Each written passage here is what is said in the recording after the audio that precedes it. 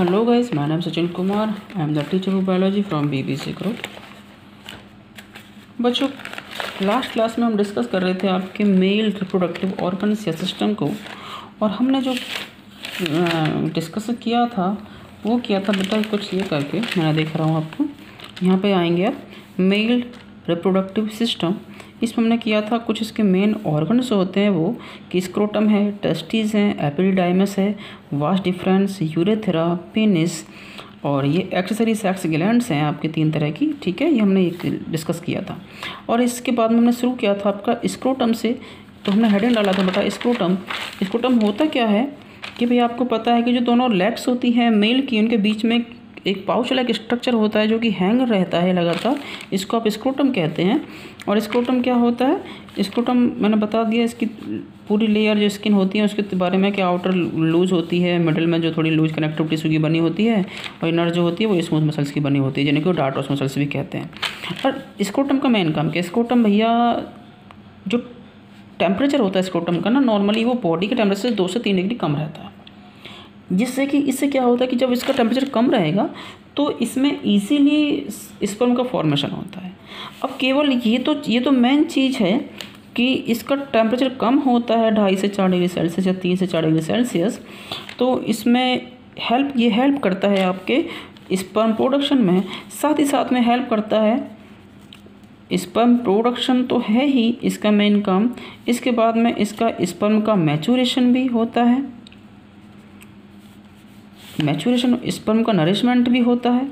तो ये सारी चीज़ें आपके स्क्रोटम के थ्रू द्वारा ही होती हैं।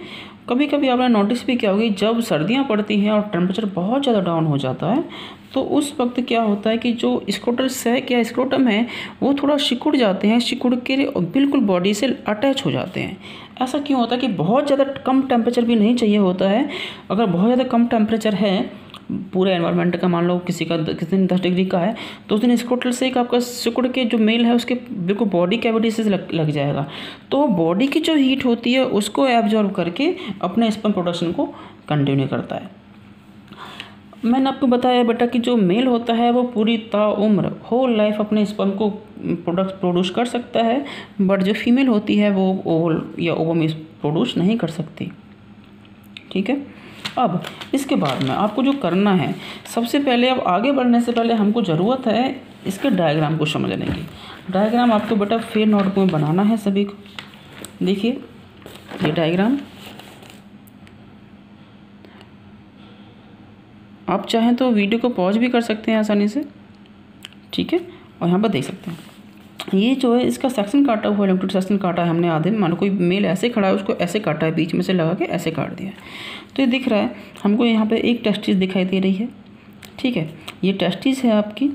ये टेस्टिस के ऊपर जो दिख रहा है आपका रेड कलर का ये एरिया, ये जो लगभग आधा एरिया इसने घेरा हुआ है कैप की तरह, ये क्या है आपका? ये है आपका बेटा एपिडिडाइमस। एपिडिडाइमस ये है। एपिडिडाइमस बेटा ऊपर की ओर जाता है, ऊपर जाता है ये बनाता है, ये जो एक सिंपल ट्यूब लाइक स्ट्रक्चर है इसको कहते हैं वास डिफरेंस। अब वास डिफरेंस के बाद में ये घूमता हुआ आपका इधर आता है, यहाँ पे आपकी शुरू हो जाती हैं एक्सेसरी सेक्स ग्लैंड्स शुरू हो जाती हैं। वो सबसे पहली होती है आपकी सेमिनल वेसिकल। ठीक है, और वेसिकल के बाद में ये जो है आपका यहाँ पर आता है, और ये जो आपको दिख रहा है हार्ट शेप का, ये है तो एक ही, अब 2 भागों में बांट दिया है। ये आपकी प्रोस्टेट ग्लैंड है। क्या है? ये प्रोस्टेट ग्लैंड है। और इसके नीचे एक छोटी सी स्ट्रक्चर मिलेगी ये लगी हुई, ये आपका भैया है बल्बो यूरेथ्रल ग्लैंड। आपको एक बात और ध्यान रखनी है बाबू यहाँ पर कि ये जो आपका वास डिफरेंस आया था, ये वास डिफरेंस ये यहाँ पे आके मिल जाता है एक नली में। ये नली में मिल जाता है जिसे बोलते हैं यूरेथ्रा। यूरेथ्रा के थ्रू जो मेल होता है वो अपना सीमन तो क्रॉस रिलीज आउट करता ही है, लेकिन साथ साथ वो अपने यूरिन भी रिलीज आउट करता है। लेकिन ध्यान रहे मेल जो है एक बार में तो सीमन छोड़ सकता है या यूरिन छोड़ सकता है, दोनों चीज़ एक साथ नहीं छोड़ सकता है। ठीक है, तो यहाँ पर आकर ये मिल जाती हैं दोनों नली, और इसी एक नली के थ्रू मेल जो होता है अपना सीमन भी क्रॉस करता है ड्यूरिंग कॉपुलेशन और सेक्स, और वहीं पर ये जब इसको यूरिन पास करना होता है मेल को तो अपना यूरिन भी पास करता है। ये जो पीछे आपको दिख रहा है स्ट्रक्चर बैक लाइक, ये क्या है आपका? ये आपका यूरिनरी ब्लैडर है, यानी कि इसमें यूरिन स्टोर होता रहता है, आपकी किडनी से निकल के आता है यूरेथ्रा की तरह। तो बात समझ पा रहे हैं थोड़ा बहुत। आप इस डायग्राम को बनाएंगे और समझेंगे, जो मेन चीज़ें सारी लिखेंगे। ये पूरा जो स्ट्रक्चर है ये पेनिस का है। पेनिस के आगे जो अगला वाला पार्ट होता है जिस पे स्किन इजीली आगे पीछे हो सकती है, इसको हम कहते हैं बेटा ग्लैंड्स पेनिस। और ग्लैंड्स पेनिस के नीचे जो स्किन पाई जाती है पेनिस पर, उसे कहते हैं फोर स्किन, ठीक है। और ये जो पेनिस होता है इसके अंदर स्पंजी टिश्यूज़ पाए जाते हैं, जिनमें आसानी से अगर ब्लड फ्लो आएगा, ब्लड भरेगा तो वो कड़ा हो सकता है, टाइट हो जाएगा, और जैसे ब्लड फ्लो कम हो जाएगा तो वो ढीला हो जाता है। तो ये सारी चीज़ें आपको याद रखनी है कि अब हमको समझ के हम चल कहाँ रहे हैं। एक्चुअली क्या है, हमने पूरा अभी एक स्क्रोटम पढ़ा है जिसमें कि आपके टेस्टिज होते हैं। अब टेस्टिज होने के बाद में अब हम पढ़ेंगे आपके अगला जो हमने आपको ऑर्गन लिखवाया था टेस्टिस। हमने पढ़ा स्क्रोटम पढ़ लिया पूरा जिसमें ये सिचुएटेड है। अब हम पढ़ेंगे इसके टेस्टिस। तो आपको डायग्राम बनाना है। इसके साथ ही एक बात और, ये डायग्राम बनाने के बाद बेटा ये डायग्राम और देखेंगे आप इधर, ये भी डायग्राम एनसीईआरटी से ही है। दोनों डायग्राम आपको डायग्राम बनाने हैं अपनी कॉपी के अंदर, दोनों ही इंपॉर्टेंट है। ये देखिए, ये पेनिस दिख रहा है आपको, ये दोनों टेस्टिस हैं आपके।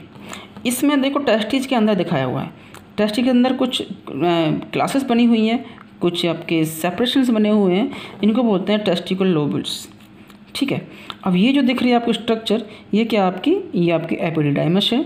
एपिडिडाइमस यहाँ से कुछ हाईली कॉइल्ड सिचुएशन में है फिलहाल, पर जैसे ये ऊपर जाएगी बेटा तो ये सिंपल हो जाएगी और एक ट्यूब लाइक फॉर्म स्ट्रक्चर बना लेगी, और ये कहलाएगी आपकी वास्ट डिफरेंस।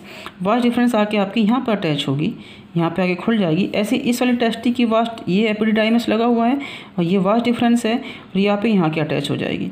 ये दिख रहे हैं आपको दोनों ऊपर की ओर, ये बेटा यूरेटर्स हैं। यूरेटर कहाँ से आ रहे हैं, ये आपकी किडनी से आ रहे हैं। ऊपर किडनी लगी हुई है, जहाँ पे यूरिन का फॉर्मेशन हो रहा है, यहाँ पे ब्लड प्योरीफाई हो रहा है, प्योरीफिकेशन हो रहा है, वहाँ से ये यूरिन को फॉर्म करके यहाँ से किडनी ये यूरेटर के थ्रू यहाँ पे आते हैं। तो ये जो पीछे आपको दिख रहा है बैग लाइक स्ट्रक्चर, ये आपका क्या है, ये आपका यूरिन ब्लैडर है, ये पूरा स्ट्रक्चर दिख रहा है। अच्छा, ये आपका यहाँ पे आके खुल गया। ये साथ में जो लगी हुई है तो छोटी छोटी स्ट्रक्चर, ये खोल के दिखाया, ये तरह पूरी ऊपर से दिखा दी है। ये आपकी सेमिनल वेसिकल्स हैं जिनके अंदर सीमन का फॉर्मेशन होता है। और इसी के नीचे ये कुछ ऐसे एप्पल शेप में कुछ बना हुआ है, ये है आपकी प्रोस्टेट ग्लैंड, इसमें भी सीमन का फॉर्मेशन ही होता है।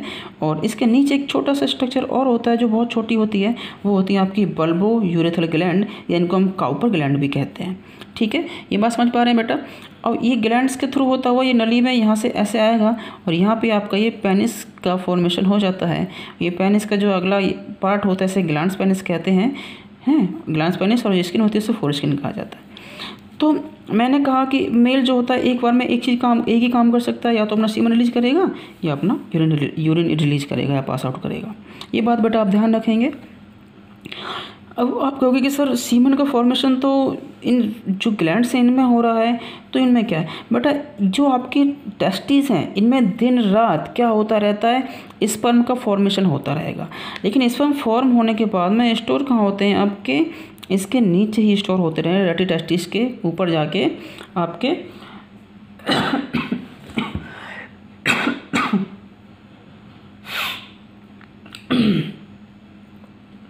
सॉरी, ठीक है।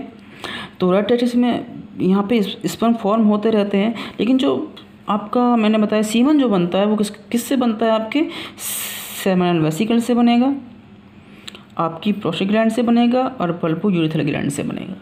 आपने 10th क्लास में बेटा पढ़ा था, वेस्कोटोमी नाम के एक टर्म आया था, यानी कि पुरुषों की नसबंदी कैसे होती है।